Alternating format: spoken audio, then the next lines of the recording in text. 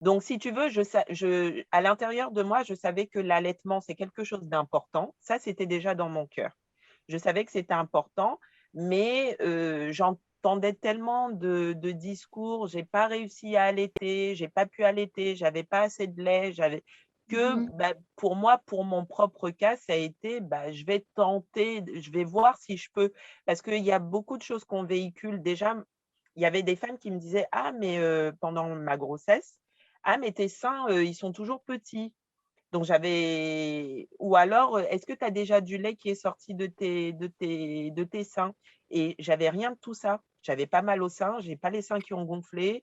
Je donc effectivement, ça te forge en te disant: «Ah, peut-être que j'ai un problème, peut-être que», tu vois?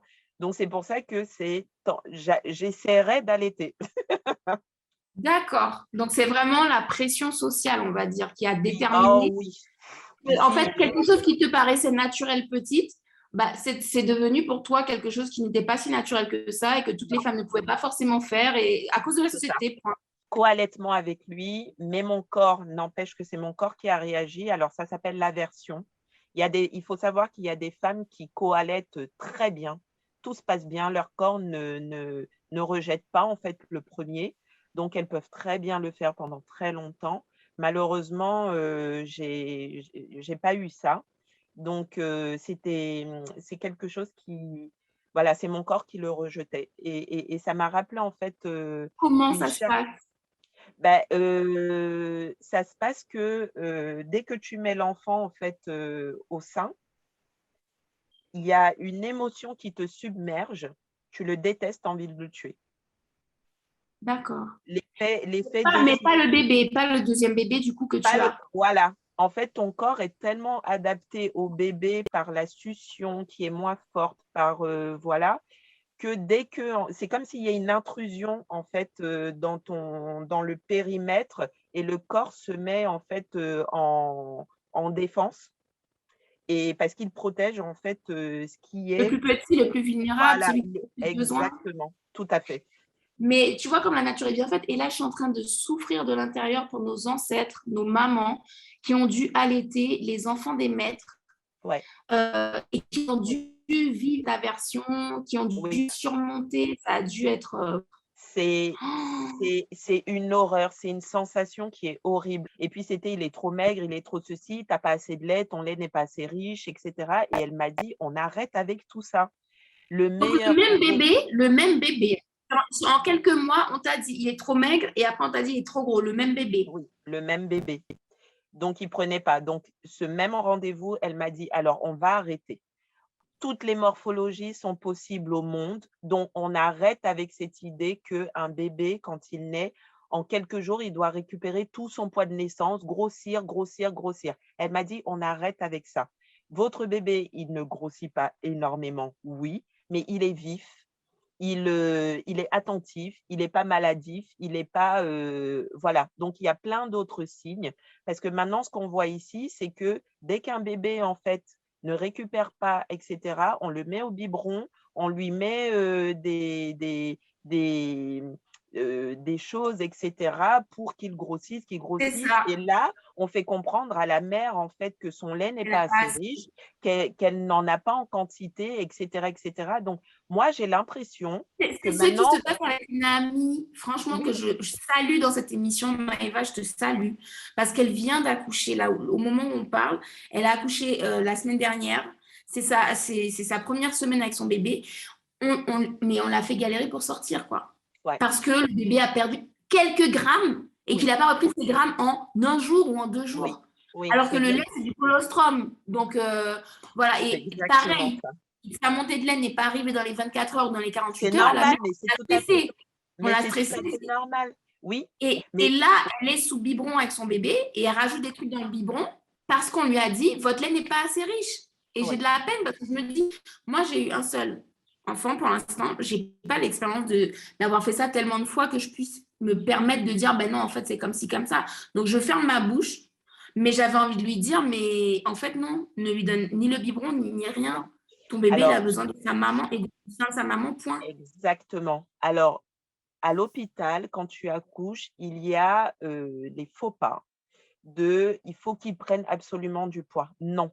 Comme me disait cette sage-femme, tous les individus sont différents. Il y en a qui prennent vite, il y en a qui prennent pas vite. Et ça, on le retrouve même en grandissant. Il y en a, ils ont beau manger, manger, manger, ils vont pas grossir.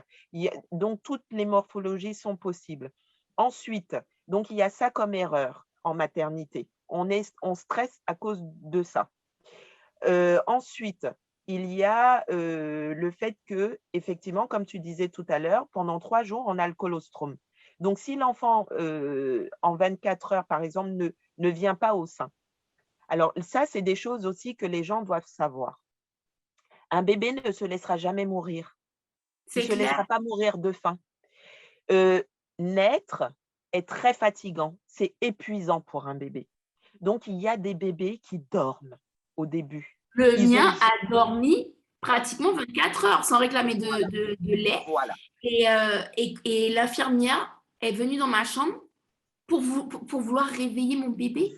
Et ben voilà, c'est ce qu'on te demande de faire. Mais Oui. non, vous ne réveillez pas mon bébé. Si Ben, mon bébé a besoin, il va se réveiller. Et donc, il fallait réveiller le bébé, le forcer à mettre au sein. Mais on est où? C'est quoi ça? Je ne comprends pas. Parce Alors, que la logique, je ne sais pas, moi, je ne suis pas médecin, mais j'ai une logique quand même.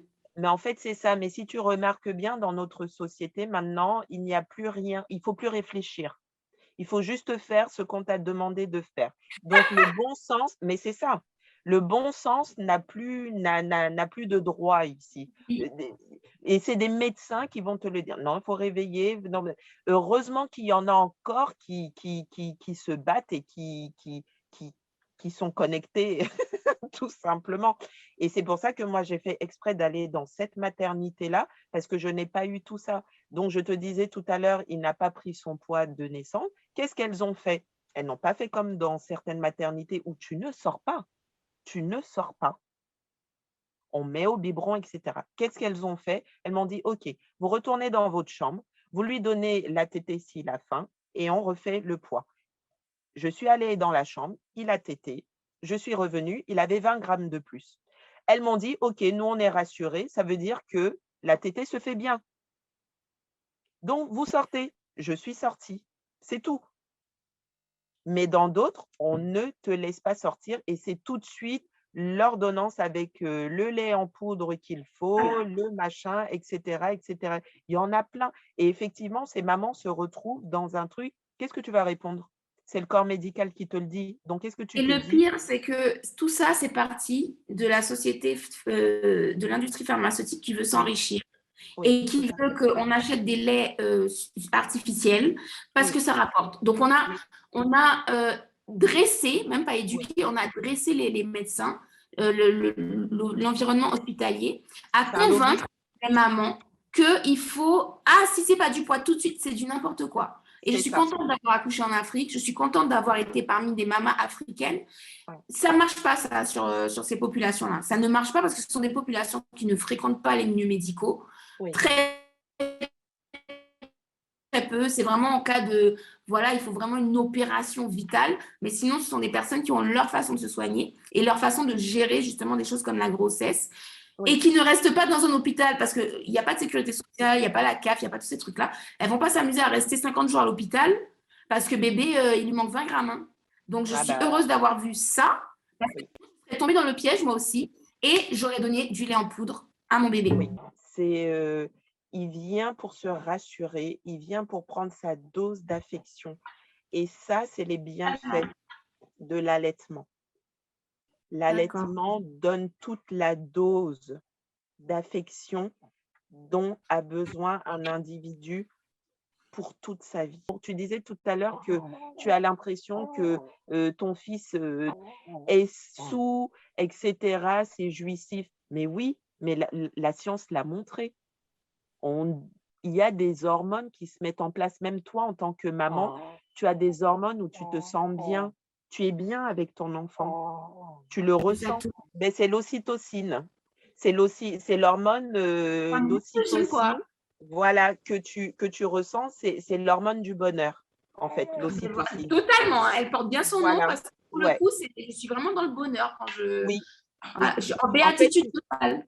C'est ça, tu te sens bien, l'enfant se sent bien. Et si vous restez justement dans cette osmose-là, ça veut dire que voilà, c'est comme une plante à qui tu parles, qui pousse bien, voilà, c'est l'ocytocine. Donc, ça permet un bien-être. L'allaitement permet de vite perdre son poids aussi. Oui, Ça joue oui. énormément sur le Et perdre poids, le ventre. Et les le femmes ne ventre. savent même pas ça. On Non, leur dit, mais on ne dit pas ça aux oui, femmes. non. J'hallucine. Ça fait perdre Ça fait très rentrer le ventre, rapidement. ça remet en place l'utérus. Oui, ça replace l'utérus beaucoup plus vite avec les contractions Plus vite. justement quand l'enfant tète.